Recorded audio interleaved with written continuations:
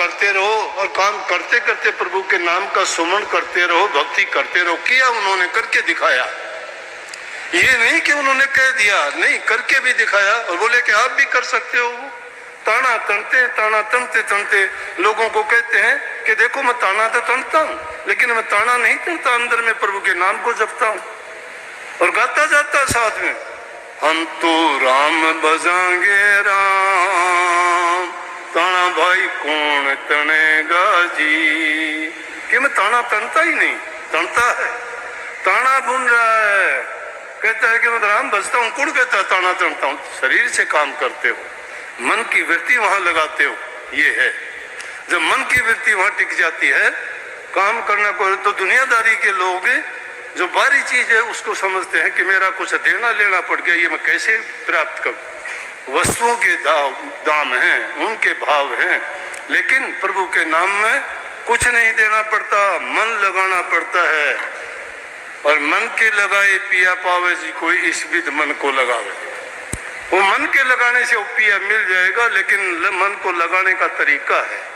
वो तरीका किस प्रकार का है कि जैसे ये अपनी माई बाई पानी भरने को जाती हैं, सिर पर घड़ा रखती है, घड़े पे एक घड़ा और भी रख लेती है, पानी के भरे होते हैं, दोनों हाथ भी छोड़ देती है, साथ में सखियां होती है, उनसे बात भी करती है, गर्दन हिलती डुलती रहती है, घड़ा नहीं गिरता।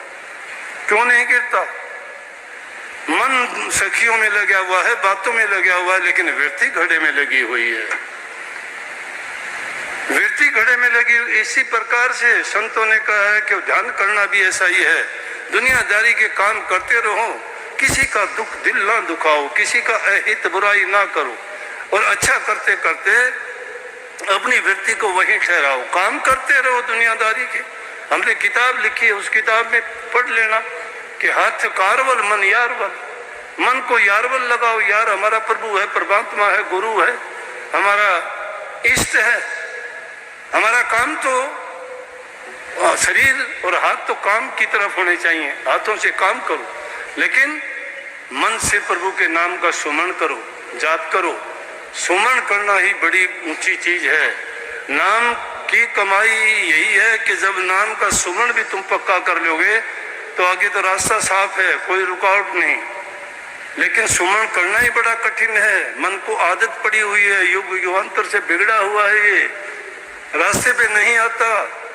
चल नाम को लगाना चाहते हैं सुमरण में, ये भागता रहता है दुनियादारी की चीजों में, ऐसी ऐसी चीज पुरानी पुरानी निकाल के लाता है जो कभी पता नहीं कितनी साल पुरानी थी। एकांत में बैठ के फिर सोचते हैं कि देखो किस काम के लिए बैठा था, ये काम क्या करता है।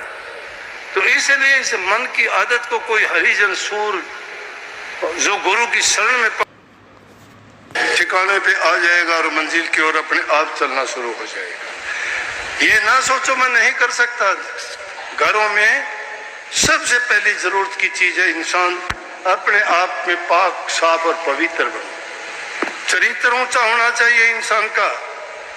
घर परिवार में बड़े छोटे की इज्जत कदर करो, जबान से मीठे बोलो, किसी का दिल ना दुखाओ, बड़ों का इज्जत सम्मान दो, जरूरतमंद की मदद करो, भूखे गरीब को जो मदद कर सकते हो करो।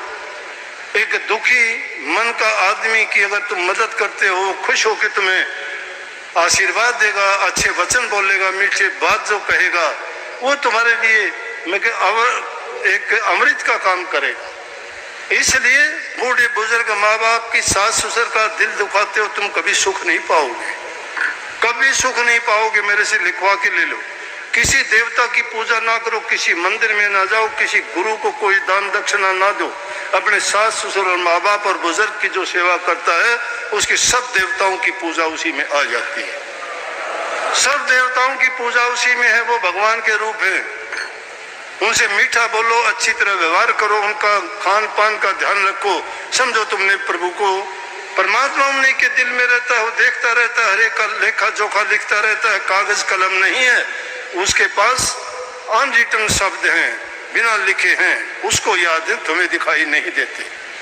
इसलिए वो लेखा पाई पाई का, राज नहीं पोपो भाई का। कर्म करोगे कर्म भोगना पड़ेगा, इसलिए अच्छे कर्म बनाओ, बुरे कर्म ना बनाओ।